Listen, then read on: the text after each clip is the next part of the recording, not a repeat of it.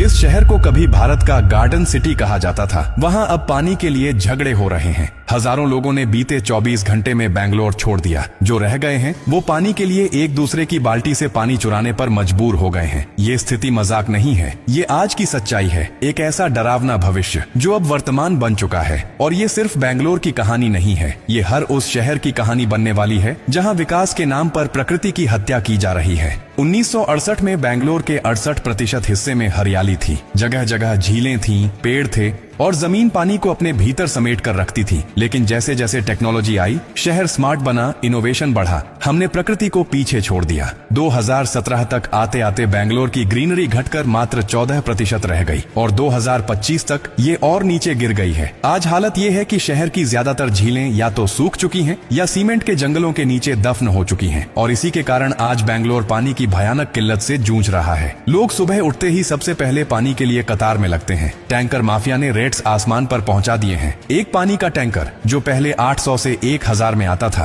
अब 3000 से 5000 रुपए में मिल रहा है। लेकिन पैसे देने के बाद भी गारंटी नहीं कि पानी मिलेगा। कॉलोनियों में झगड़े हो रहे हैं। बच्चों को स्कूल भेजने से पहले घर वाले सोचते हैं क्या हाथ धोने लायक पानी भी बचेगा। और सबसे डरावनी बात यह है कि ये स्थिति कोई अचानक नहीं आई। ये एक धीमा जहर था जो सालों से फैल रहा था और किसी ने ध्यान नहीं दिया। जब झीलों पर मॉल बने, जब पार्किंग के लिए पेड़ काटे गए, जब हर ग्रीन जोन को अपार्टमेंट में बदला गया, तब किसी ने नहीं सोचा कि एक दिन यही तरक्की हमारी बर्बादी बन जाएगी। और अब यही बर्बादी पूरे देश की ओर बढ़ रही है। जो बेंगलोर में हो रहा है वही बहुत जल्द दिल्ली, हैदराबाद, पुणे, मुंबई, लखनऊ और देश के हर उस शहर में होगा जहां लोग सोच रहे हैं कि अभी तो पानी आ रहा है, चिंता किस बात की। यही सबसे बड़ी भूल है। कुदरत जब पलटती है तो धीरे धीरे नहीं, एक ही झटके में सब कुछ छीन लेती है। और तब ना पैसा काम आता है, ना पावर, सिर्फ पछतावा बचता है। आज बेंगलोर में लोग एक एक घूंट पानी के लिए तरस रहे हैं। कल को यही लोग सांस लेने के लिए भी तरसेंगे। क्योंकि जब हरियाली खत्म होती है तो सिर्फ बारिश नहीं रुकती,